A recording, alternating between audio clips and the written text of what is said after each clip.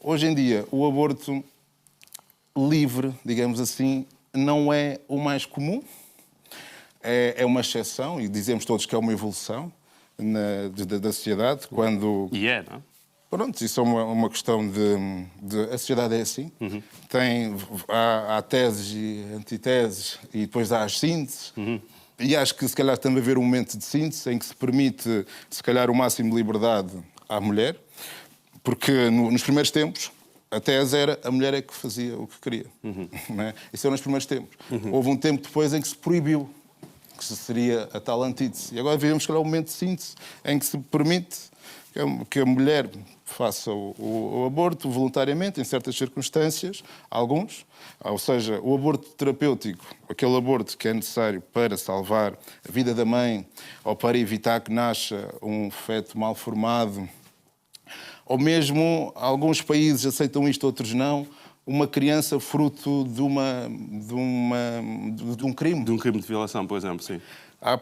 Isto é mais ou menos consensual, nas várias ordens jurídicas, de que se permite o aborto nestas circunstâncias.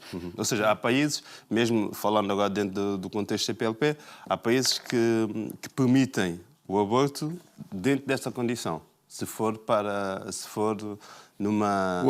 O chamado aborto terapêutico. Já desde o século XIII que existe o conceito do aborto terapêutico, que é o aborto que é necessário, digamos assim. Por exemplo, em Angola e no Brasil é assim, não é? Há os países com quase todas as jurisdições, quase todas as ordens jurídicas aceitam o aborto terapêutico. Nessas circunstâncias, permite-se o aborto. Há normas também interessantes, mesmo... Desculpa, perdão. A maior parte dos países permitem o aborto nessas o aborto terapêutico em quase todos. Em quase todos, não é? Em quase todos no mundo. Ok. Em quase todos no há mundo. países que, se calhar, limitam-se a isso. Ou seja, só aceitam... Há países que se limitam a isto. E há países que mesmo dentro disto restringem. Por exemplo, dizem o aborto terapêutico, mas só se for para salvar a vida da mãe. Por exemplo, em certas circunstâncias, restringem. Há normas também interessantes, mesmo nestas jurisdições, em que se permite o aborto, ou melhor, atenua-se a pena do aborto, ou seja, se a mãe ou a quem fizer o aborto é punido, mas com uma pena especialmente atenuada se o aborto for o meio necessário para o decoro da mãe. Isto é uma norma interessante também, em que... Quando falas em decoro da mãe, o que estamos a falar de... A nível social, ou seja, imaginemos uma criança que nasce numa pessoa que é casada, uma mulher que é casada, mas que se percebe que o pai é outro, seria uma coisa muito manifesta, digamos assim. E algumas ordens jurídicas permitem, ou melhor, não permitem, punem, mas depois atenuam a pena, porque afinal tinha uma finalidade social, a proteção da dignidade social da mulher. Isto também é muito discutível, acho eu. Mas são questões da civilização e da sociedade, tudo que devemos discutir e que existem nas nossas ordens jurídicas.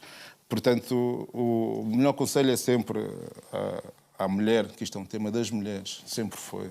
Às vezes nós perguntamos porquê que o homem não tem direito nisto. O homem nunca teve. Agora, recentemente, nos últimos 200 anos da nossa história da humanidade, a humanidade tem para aí uns 15, 20 mil anos, só nos últimos 200 anos é que o homem passou a ter algum poder no respeito ao aborto. Não é? Na prática, estes 200 anos são uma gota de água na história do aborto. Não é? Mas a questão, quando se fala da questão do aborto, fala-se muito da liberdade da mulher, não é? Da liberdade do poder de decisão, da liberdade de decidir o que fazer com o seu corpo e se calhar tu traçaste aqui fizeste aqui mais ou menos uma ordem cronológica dos acontecimentos, em que no início a mulher tinha o poder, tinha o poder total, depois a meio esse poder passou a ser minguado com restrições e punições, e agora está-se outra vez a discutir se... De certa forma está a devolver-se à mulher aquilo que era dela, não é? Sim, exato. Sim. O que de certa forma acaba por fazer sentido. Mas o sentido não... Isto é uma questão de força. Ou seja, o Estado tem a força de impor esta norma. E os Estados-nação tiveram esta preocupação de proibir o aborto, porque têm um objetivo de ter os capitalistas dizem que o Estado-nação tem o objetivo de que haja proletários, de que haja uma massa de proletários pronta para ocupar o lugar dos outros. Isto ajuda a que os postos de trabalho sejam a um preço razoável. Portanto, há esta questão, não é, da civilização, da nossa evolução económica, política. Depois há a questão religiosa e conservadora. Não é? A religião tem aqui importância, mas não é aqui o mais... Não é aqui o que faz. Nós notamos, hoje em dia, e gostamos de criticar a religião, mas não é o que teve mais força ao longo dos tempos sobre isto.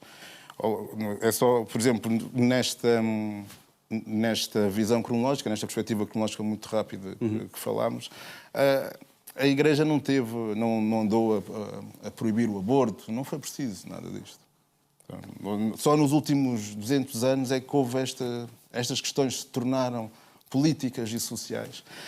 Há muitas histórias mitológicas sobre o aborto. Há uma história que eu gosto muito, que é do Édipo, que supostamente deveria ter sido abortado. A mãe e o pai mandaram-no abortar porque os deuses mandaram abortar, porque o filho havia de matar o pai e casar com a mãe. Acontece que houve alguma empatia por parte do Carrasco, que devia executar o aborto, e não porque os gregos eles pegavam nas crianças e mandavam pelo Monte Parnaso, é o que se dizia. Não era sempre assim, mas faziam isto assim. E deviam ter feito isto ao Édipo, não o fizeram, e ele veio a cumprir a profecia de matar o pai e casar com a mãe. E há muitas histórias por exemplo, há uma história muito antiga na civilização, a história da Mesopotâmia, que é do Gilgamesh, que também deveria ter sido abortado, não foi abortado e veio a ser um grande herói. Não foi abortado também por questões, criou-se na selva, criou-se sozinho, digamos assim. E isto revela-nos a importância do aborto a nível da sociedade. Desde sempre que o tema do aborto é um tema importante. Porque é uma criança a nascer, digamos assim. Eu costumo olhar para o tema do aborto, e isto também é importante, já que estamos aqui na televisão, e ainda por cima num canal que tem que ver com a imigração, costumo ver o tema do aborto, às vezes, com o acolhimento a a um estranho. Às vezes podemos ver esta questão nesta perspectiva também. Qual é a nossa capacidade de acolher um ser estranho, um ser novo, que vem de outro país ou que vem de outro... ou que vem de nós. Às vezes o tema do aborto tem que ver com isto. Às vezes nós temos de pensar isto em termos civilizacionais e não em termos do aqui e agora. Porque a humanidade tem uma história e há de ter um futuro. O aqui e o agora há de fazer parte tanto da história ou do futuro. Nós temos de pensar isto às vezes um bocadinho mais longe. Falavas há bocado a questão